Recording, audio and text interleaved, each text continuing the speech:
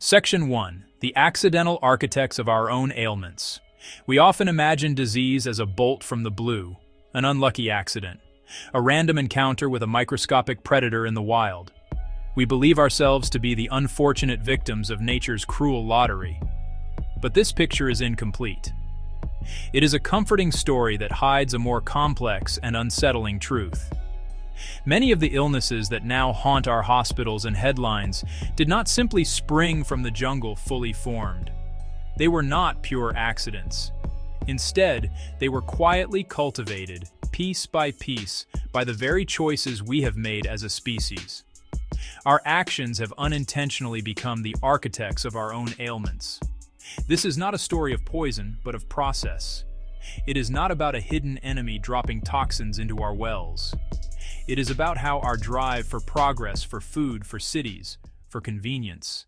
Section 2. The unseen price of progress. How land use ignites disease. For millennia, vast undisturbed ecosystems acted as natural reservoirs for countless viruses, bacteria, and other microbes. These pathogens coexisted in a delicate balance with their animal hosts, far from human populations. But the modern world demanded more.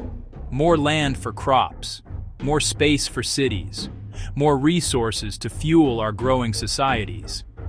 So we began to cut down the forests. We drained the wetlands. We sliced roads through once impenetrable wilderness. Each swing of the axe and each roar of the bulldozer chipped away at the natural separation between the human world and the wild world, creating countless new opportunities for contact. This process is not abstract. It is a physical reality with direct consequences. Imagine a pristine rainforest teeming with life. In its depths, a species of bat carries a particular virus, harmless to the bat itself. When humans clear a portion of this forest to plant a fruit orchard, they change the landscape forever. When humans clear a portion of this forest to build a pig farm, they change the landscape forever. The bats, their natural food sources diminished, are now attracted to the abundant fruit, or to the insects buzzing around the farm. They roost in trees hanging over pigsties and over homes. This new proximity creates a bridge, a pathway for a microbe to take a journey it could never have made before. Section 3. The global superhighway, spreading sickness at the speed of flight. It was not so long ago that geography was our greatest defense against pandemics. A disease outbreak in a remote village might burn itself out locally or spread slowly, moving only as fast as a person could walk or a ship could sail. An ocean, a mountain range, was a formidable barrier, giving the world precious time to recognize a threat and prepare. Today, those barriers have all but vanished. We have built a global transportation network of breathtaking efficiency. Connection commerce. This network has also become a superhighway for pathogens, turning a local outbreak into a global crisis in hours. Consider the journey of a single virus. It can incubate silently in a traveler who feels perfectly healthy. That person can board a plane in one continent, sit in a pressurized cabin with hundreds of other people for 12 hours, and land on another continent before their first symptom even appears. In the past, the weeks or months-long journey by sea would have unmasked the illness long before arrival. Now, a disease can circle the globe multiple times before public health officials even know it exists. Every airport hub is a potential node for global transmission. The discovery of antibiotics in the 20th century was nothing short of a miracle. It transformed medicine, turning once fatal infections into treatable conditions. It made complex surgeries possible. It enabled chemotherapy. It made organ transplants possible. We came to see these drugs as an infallible weapon in our war against bacteria. But our victory led to complacency. Our overuse and misuse have created antimicrobial resistance. The very cure that saved us is now, through our own actions, becoming a source of immense danger, threatening to unwind a century of medical progress. The journey of a modern disease is a complex chain of events, with each link forged by a human decision.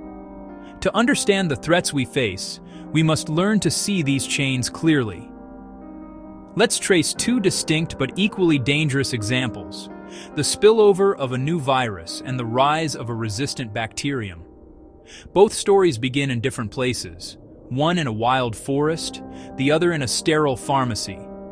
But both end with a threat to human health, and both are driven by our actions. These are not isolated incidents, but patterns that are repeating themselves across the globe with increasing frequency. First, consider the path of a zoonotic virus. It begins deep within a forest, harmlessly circulating among a population of wild animals. The first link in the chain is forged when a new road is built. A forest is cleared for a farm. This brings humans and their livestock into the equation. The second link is contact. A hunter handles an infected animal. A pig eats a piece of fruit contaminated by a bat. The virus now has a bridge. The third link is amplification. The virus spreads silently among a dense population of farm animals, perhaps mutating as it goes. The fourth link is the jump to humans, infecting a farmer, a market worker. The final, critical link is transmission through our connected world via travel and trade. Let's make this real. Think of a man named Chen, a farmer living in a province where the line between town and wilderness is rapidly blurring. For generations, his family raised a few pigs for their own use. But as the nearby city grew, so did the demand for pork. To provide a better life for his children, Chen expanded his farm. He built new pens at the edge of his property, right where the farmland met a grove of fruit trees frequented by wild bats. He saw the bats as a minor nuisance, nothing more. This was his first small choice, a decision driven by economic necessity and hope. One evening, as bats fed on the mangoes, one of them dropped a piece of partially eaten fruit, contaminated with saliva, into one of Chen's pig troughs. A pig ate the fruit. A virus it carried, harmless to the bat, found a new home. The pig fell ill, but it was just one among many. The story of modern disease can feel overwhelming, a narrative of unstoppable forces and unintended consequences.